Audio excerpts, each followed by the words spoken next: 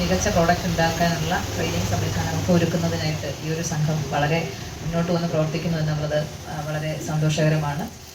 തീർച്ചയായിട്ടും ഇന്നത്തെ ദിവസം നിങ്ങൾക്കിവിടെ ലഭിക്കുന്ന ക്ലാസ്സുകൾ ഈ ഹാൻഡിക്രാഫ്റ്റ്സ് ഉൽപ്പന്നങ്ങൾക്ക് ഓൺലൈൻ പ്ലാറ്റ്ഫോമിലൂടെ മികച്ച ഒരു മാർക്കറ്റ് നിങ്ങൾക്ക് കണ്ടെത്താൻ കഴിയും എന്നുള്ളത് നിശ്ചയമാണ്. പക്ഷെ പലപ്പോഴും ഈ ഹാൻഡിക്രാഫ്റ്റ് മേഖലയിൽ പ്രവർത്തിക്കുന്ന സംരംഭകർ എന്ന് പറയുന്നത് സാമ്പത്തികമായും സാമൂഹികമായും ഒരുപക്ഷെ പിന്നോക്കാവസ്ഥയിൽ നിൽക്കുമ്പോൾ ഇത്തരം പുതിയ മാർക്കറ്റിംഗ് സംവിധാനങ്ങളെ ഉപയോഗപ്പെടുത്തുന്നതിന് അവർക്ക് അതിനുള്ള അറിവുകൾ കിട്ടാൻ ഉള്ള സാഹചര്യങ്ങൾ കുറവാണ്. ഒരു പക്ഷേ വലിയ ഫീസൊക്കെ കൊടുത്ത് അത്തരം ഒരു കോഴ്സ് അറ്റൻഡ് ചെയ്യാനുള്ള ബുദ്ധിമുട്ടുണ്ട്. അപ്പം അങ്ങനെയുള്ള ഒരു സാഹചര്യത്തിൽ തീർച്ചയായും ഇൻഡസ്ട്രി എന്നുള്ള സ്ഥാപനമായിട്ട് ചേർന്ന് സൊസൈറ്റി നടത്തുന്ന ഒരു പ്രോഗ്രാം തീർച്ചയായിട്ടും ഇന്നത് പങ്കെടുക്കുന്ന എല്ലാ കരകൗശല വിദഗ്ധരും ഇതിനെ കൃത്യമായിട്ട് ഗ്രഹിച്ച് ഇതിനെ പ്രയോജനപ്പെടുത്താം. ഇന്നത്തെ ദിവസം അങ്ങനെ ആയിരിക്കണമെന്ന് ഞാൻ ആശംസിക്കുന്നു. അതുപോലെ അടിച്ചമർത്തപ്പെട്ട ജനവിഭാഗങ്ങളുടെ ഉന്നമനത്തിന് വേണ്ടിയിട്ട് എത്രയോ അധികം ത്യാഗം സഹിച്ച് ഇന്നൊരു പക്ഷേ എല്ലാവരും ഈ കാണുന്ന ഈ ഒരു തലത്തിലേക്ക് ഒരു പൊതു സമൂഹത്തിൽ വളരെ മാന്യമായ ഒരു സ്ഥാനം ലഭിക്കുന്നതിന് വേണ്ടിയിട്ട് ഏറെ പ്രയത്നിച്ച അല്ലെങ്കിൽ ഏറെ കഷ്ടതകൾ അനുഭവിച്ച വലിയൊരു മഹാൻ അദ്ദേഹത്തിൻ്റെ ഈ ഓർമ്മ ദിനത്തിൽ ഇനി ഒരു പരിപാടി സംഘടിപ്പിച്ച സംഘത്തിനും സംഘം പ്രസിഡന്റിനും അതുപോലെ സംഘത്തിൻ്റെ എല്ലാ അംഗങ്ങൾക്കും ജില്ലാ വ്യവസായ കേന്ദ്രത്തിൻ്റെ പേരിലുള്ള അഭിനന്ദനങ്ങൾ അറിയിക്കുന്നു.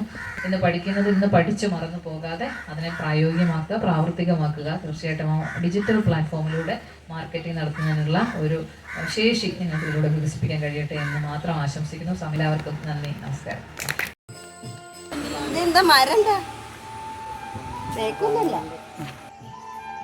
സെയിൽസ് കൗണ്ടർ ഉദ്ഘാടനം സുഭാഷ് സാർ നിർവഹിക്കുന്നു.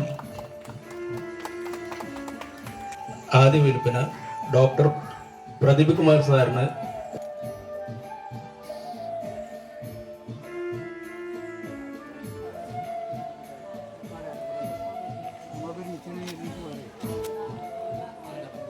ബാങ്കുകൾ കൊടുക്കുന്ന മുദ്ര ലോണിനെ കുറിച്ചായിരിക്കും നിങ്ങൾക്ക് കൂടുതൽ കാണുക. അതിന് പക്ഷേ സബ്സിഡിയോ അല്ലെങ്കിൽ മാർജിൻ മണിയോ അങ്ങനെയൊന്നുമില്ല.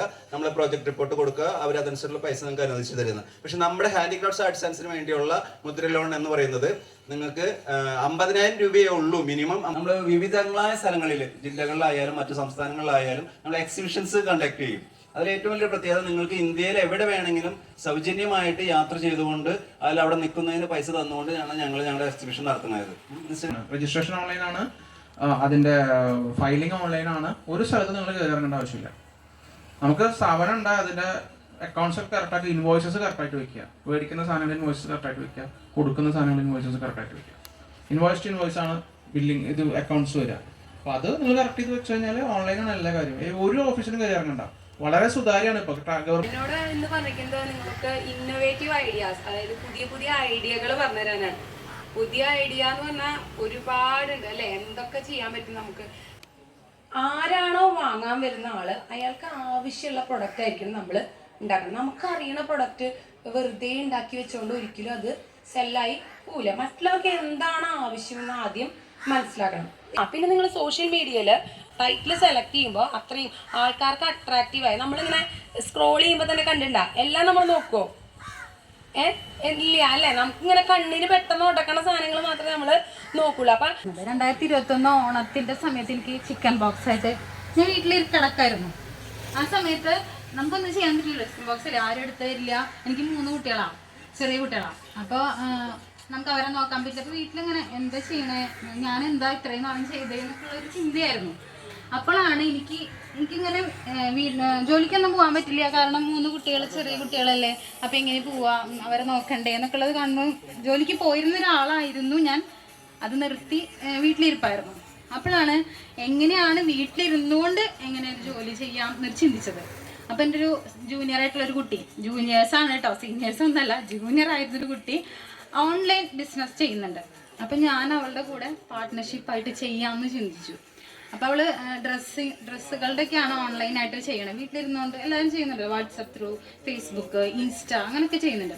അപ്പോൾ ഇതിനു വേണ്ടി ആ ചിക്കൻ ബോക്സ് ആയിരിക്കുന്ന സമയത്താണ് ഞാൻ വാട്സപ്പ് ഓപ്പൺ ചെയ്ത് എനിക്കറിയാവുന്ന മെമ്പേഴ്സിനൊക്കെ ഗ്രൂപ്പ്, ചിലപ്പോൾ അച്ഛനും അമ്മയും അമ്മയുടെ ഫ്രണ്ട്സും അങ്ങനെയൊക്കെ വെച്ചൊരു ഗ്രൂപ്പ് ഉണ്ടാക്കി ഞാൻ സെയിൽ ചെയ്യാൻ തുടങ്ങി. ഓണായതുകൊണ്ട് തന്നെ എനിക്ക് ക്ലിക്കായി നല്ലപോലെ.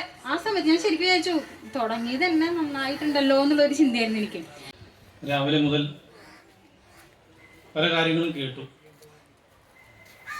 നിലവിൽ നിങ്ങളുടെ കയ്യിൽ സ്മാർട്ട് ഫോൺ ഉള്ള എത്ര പേരുണ്ട്? ബാക്കിയുള്ളവരൊന്നും ഇല്ലേ? ഇതില്ലാത്തവരാണെന്ന് ഏറ്റവും വലിയ കുറ്റക്കാര്.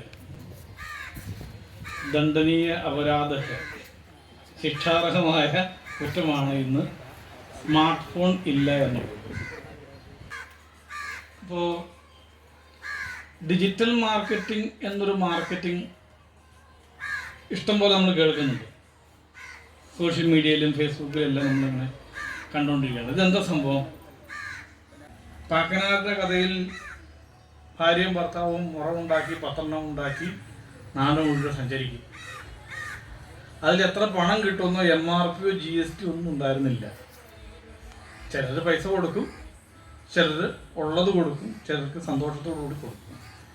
പക്ഷെ അന്നത്തെ പട്ടിണി മാറാനുള്ള വകുപ്പ് കിട്ടും. നാളത്തേക്ക് പാക്കനാട് ചിന്തിക്കാറില്ല. അവിടുത്തെ സന്തോഷം എന്താണ്? ഞാനുണ്ടാക്കിയ മുറ ഉപയോഗിച്ച് മറ്റുള്ളവർ അത് ഉപയോഗിക്കുന്നത് കാണുമ്പോഴുള്ള സംതൃപ്തിയാണ് ശരിയായ സംതൃപ്തി, അല്ലേ? അപ്പം അതുകൊണ്ട് പ്രൊഡക്ഷൻ യൂണിറ്റിലുള്ള നിർമ്മാണം ചെയ്യുന്ന ആൾക്ക് ഒരിക്കലും മാർക്കറ്റിംഗ് ചെയ്യാൻ പറ്റില്ല. മാർക്കറ്റിംഗ് എന്ന് പറഞ്ഞാൽ കണ്ണിൽ ചോരയില്ലാത്ത മനസ്സാണ്. അപ്പോൾ ഇവിടെ നമ്മളെ സംബന്ധിച്ച് നമ്മൾ തന്നെ മാർക്കറ്റിംഗ് ചെയ്യാൻ നമുക്ക് സാധിക്കും. അതിലാണ് ഇനിയുള്ള കാലത്തുള്ള വിജയം. നമ്മൾ ഒരിടത്ത് സാധനം ഉണ്ടാക്കി നമ്മളുടെ സാധനം നമ്മൾക്ക് തന്നെ പ്രചരിപ്പിക്കപ്പെടാനാണ് നവമാധ്യമങ്ങൾ. ഫേസ്ബുക്ക്, വാട്സപ്പ്, ഇൻസ്റ്റഗ്രാം, അങ്ങനെ നമ്മുടെ മൊബൈലിൽ എന്തൊക്കെ സാധനങ്ങളുണ്ട്? 10-20-22 ആപ്ലിക്കേഷൻസ് ഉണ്ട്. നമ്മളൊന്നും തുറന്നു നോക്കിയിട്ടുണ്ടാവില്ല എല്ലാം. ഇത് എന്തിനാന്ന് പോലും നമുക്കറിയില്ല പലതും. ഇപ്പോൾ നമ്മളെ നിയന്ത്രിക്കാനുള്ള ഒരു ഡിജിറ്റൽ ഭൂതമാണ് ഈ കയ്യിൽ കൊണ്ടു നടക്കുന്നത്. ഡിജിറ്റൽ മാർക്കറ്റിംഗ് ലോകം നമ്മളെ എങ്ങനെയാണ് നിയന്ത്രിക്കുന്നതെന്ന് മനസ്സിലായാൽ നമുക്കിതിൽ എങ്ങനെയാണ് നിയന്ത്രിക്കുന്നത് മനസ്സിലാവും.